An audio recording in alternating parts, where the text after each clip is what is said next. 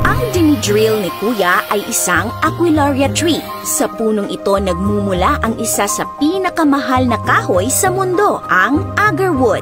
Ayon sa Business Insider, ang presyo ng first-grade agarwood ay umaabot ng $100,000 o nasa 5 million pesos kada kilo.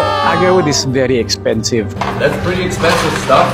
1 kilogram is about $100,000. At alam nyo ba, ang punong ito ay matatagpuan dito sa Pilipinas. Siguro ay meron nang nakakita sa inyo ng punong ito. Tinatawag itong lapnisan dito sa atin. At ayon pa kay Doc Efraim Cercado, isang agarwood farmer, maaari ka daw kumita ng 40 million pesos per hectare in 5 years sa agarwood farming. Kung magtatanim ka, for example, ng 800 na puno sa isang hektarya, in 5 years, yung isang hektarya mo, it can produce 40 million pesos. Mataas ang demand ng agarwood sa China, Japan at lalo na sa Middle East. Ano nga ba ang meron sa kahoy na ito at napakamahal? Aalamin natin yan mamaya. Mabalik muna tayo sa Aquilaria tree na dinidrill ni Kuya. Alam nyo ba, isa ito sa pinaka-importanting step para makaproduce ng agarwood. Para daw magkaroon ng infection ang puno, may iba na gumagamit pa ng mainit na metal rod at sabay pukpok para makagawa ng butas. Bakit kaya kailangan nila itong gawin?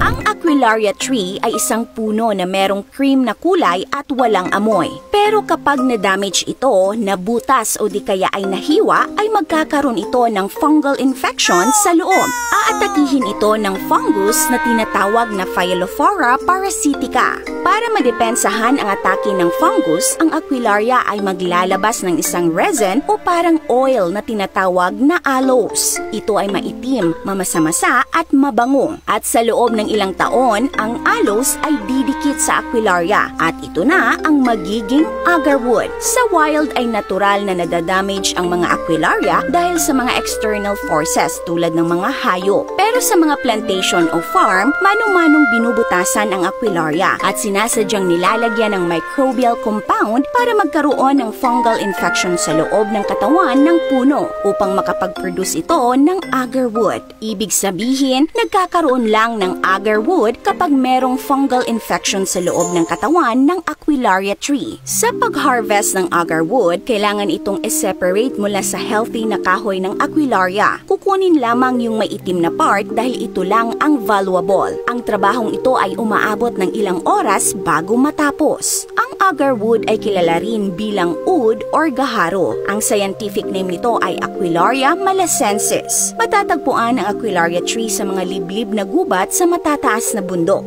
Mayroong 21 species ng Aquilaria sa mundo at siyam dito ay matatagpuan dito sa Pilipinas. Matatagpuan rin sila sa Bangladesh, Bhutan, India, Indonesia at iba pang Southeast Asian countries. Noon pa man ay pinapahalagahan na ang agarwood. Itinuturing ito bilang woods of the gods at hanggang ngayon ay in demand ito dahil ginagawa itong essential oil. Mataas ang demand nito sa Middle East dahil ang oil na ito ay sumisimbolo sa yaman, kultura at hospitality. Ang purest form daw ng oil ay umaabot ang halaga sa $80,000 per liter o nasa 4 million pesos. Kaya naman nakuha nito ang nickname bilang liquid gold. Ginagamit din itong insenso sa mga religious ceremonies sa Asia at lalo na sa Middle East. Itinuturing nga ang agarwood bilang king of incense. Meron daw kasi itong sweet aroma at dahil nga mabango, ginagawa rin itong perfume.